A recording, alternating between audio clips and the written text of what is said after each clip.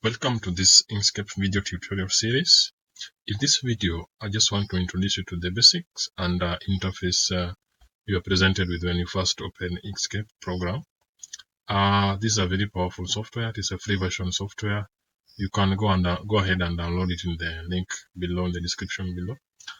If you haven't already installed it, you can check my videos, my other videos on that. You can go ahead and install it through, even if you have Macs or Windows, you can go ahead and do that installation.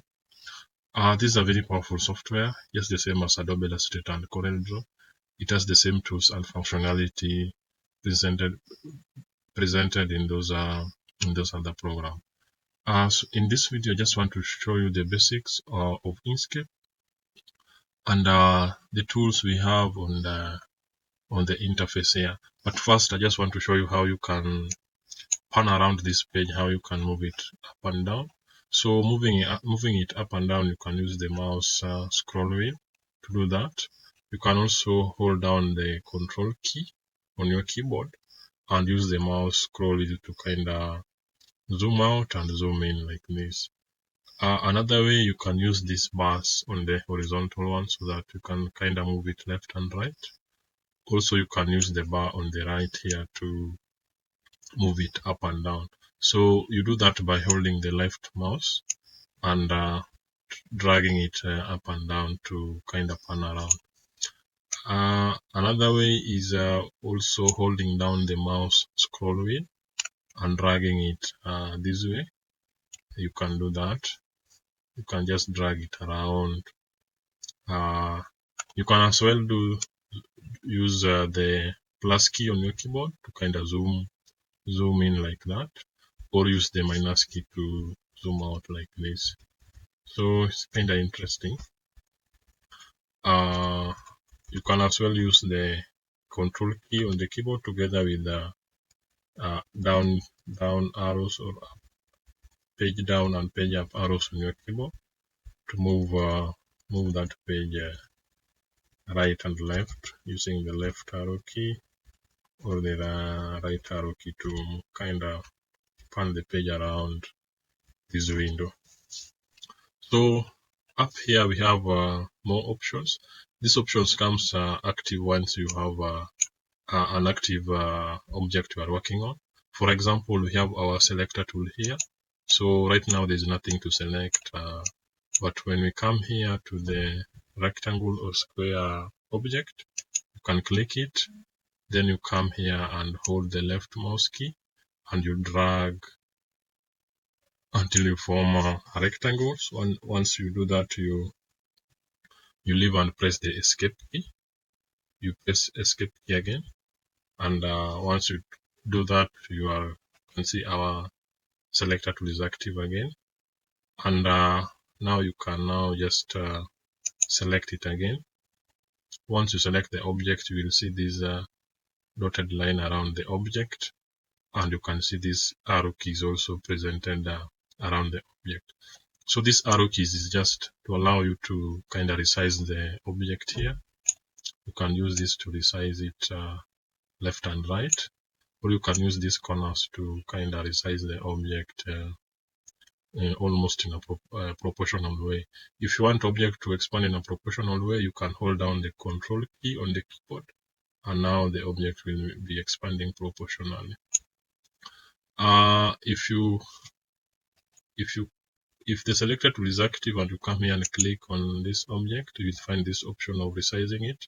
And if you click again, you will see now we have different orientation of the arrows around the object here. So here, these arrows is here, you can just skew it around like that, or you can rotate using the corner arrows there. So rotation here is on the center. So I've said you just click once, then click again to get that window there, and now you can try to rotate it. So there's a plus sign in the center here. This is just this dictates the center of rotation here. So if I move it, then the center of rotation will be there.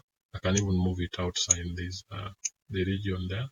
So you can see now that is now the center of rotation is now outside. Let me drag it back by holding the left mouse key and dragging it up to the center. So you can see now the color inside here is yellow. It is called the fill color.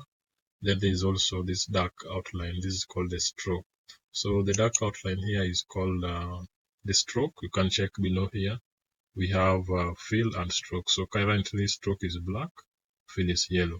So to change that, you should just have the object selected. To unselect, you just click this white space, or you just press the escape key on your keyboard. So that is the way you can select and deselect. So select. Once the object is selected, you can just come on this colors bar down here. You can select any color to be your fill color. But to change your stroke color, you have to press the shift key on your keyboard to do that. So I can now make this the stroke color to be blue. You can see a nice blue line. Let us just zoom in, just zoom in and see. Press the plus key on your keyboard to see the nice outline blue line there. So also I want to talk about these options up here. If you have your object selected, you can see here this is X and Y. So X and Y kind of show you the position of your object in relation to this page here. So if I move it, you can see the value of X and Y is changing. This shows that the position of the object in relation to the page where it is changing. While also we have W and height. So W and height is now the size of the specific size of the object. You can see if I move it now, the values of width is changing. And I can as well just come here and type them directly and say, let's say we have 50 by 50, 50 by 50. So this one is now a square object measuring 50 millimeters by 50 millimeters. We can change the units here to be inches. So now we can have 50 inches by, sorry, I don't know what happened. Let's Control Z to undo. We can Control Z to undo there.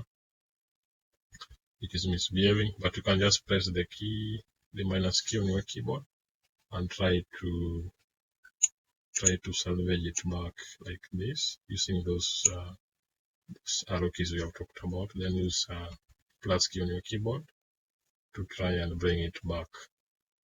Yeah, so let's have the units that they are changing in inches. You have to select the object first. Then we can have here 10 inch by 10 inch. So this is a 10 inch by 10 inch object. It's a bit bigger. So what you can do is try to zoom and reduce the size of this one a little bit. It is bigger than the document page we have here. Let's just zoom like this. Can resize it. So whatever I'm doing is now interfering with what the values I've just put in there. So just wanted to show you how you can manipulate these values on top here. You can rotate it. We have different tools on this side. So also this left hand side is just the shortcut keys. Like here we have file, and we can have a new document. We can have import, we can have export. But when it comes to this side, you just by a single click you get a new document. You can just save by clicking here. Not save, but open an existing document. Then we have an icon for saving a document here. But there's also here you can come here and save. Also you can have save as. Then this is for printing. Then here we have this a bitmap. We are going to talk about this in the next or in the coming tutorials. We're going to go through all this and see how interesting, and we can even going to draw complex objects and images and see how we can do different conversion there. For example, if I just draw another object here, and now I want to save this or export this as an image, then I come there, then say export PNG image. Then I have different options. I can export area, I can export the page, and I can export the drawing, I can export the selection. So I can go ahead and select these objects I have on the screen there. Then it will automatically change to selection. Can as well change to drawing. So drawing will now just export the drawing area. Then the page now will export the whole page. Then I can now change here. I can pick a location where I want the documents to be saved. I can put there as a desktop. Then once I put that location, then I can come there I can come here and export. So you first have to check the location where you want to export it. Then after that, now you come here and export. So in the coming tutorials, we are going to explain what this value means and how you can change it and what effects do they have on your overall image or overall document. So it was kind of a long, but it's an introductory video. So please go ahead and install it, and now we start having fun moving to upcoming tutorials. Thank you for watching. Please do subscribe, and if you do have questions, please let me know in the comment section. Thank you for watching. I really appreciate. See you in the next video.